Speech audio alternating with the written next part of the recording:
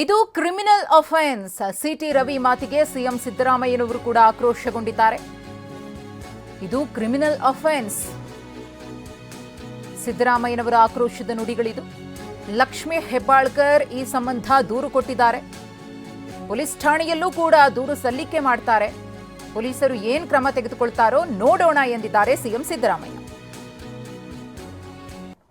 It amounts to criminal offense.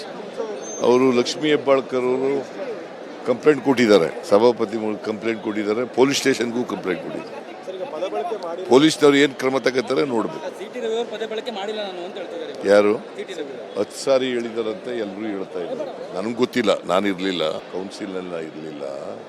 But ನನಗೆ ಬಂದು MLAಗಳೆಲ್ಲ council ಮೆಂಬರ್ಗಳೆಲ್ಲ ಬಂದು ಹೇಳಿದ್ದಾರೆ, ಭಾಳ ಕೆಟ್ಟ ಪದ ಬಳಸಿದ್ದಾನೆ ಅಂತೇಳಿ.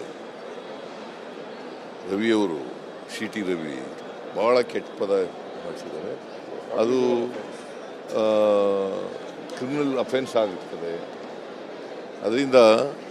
ಅದರಿಂದ ಭಾಳ ನೊಂದ್ಕೊಂಡಿದ್ದಾಳೆ ನಮ್ಮ ಲಕ್ಷ್ಮೀ ಹೆಬ್ಬಾಳ್ಕರ್ ಅವರು, ಮಂತ್ರಿ ಭಾಳ ನೊಂದ್ಕೊಂಡಿದ್ದಾರೆ.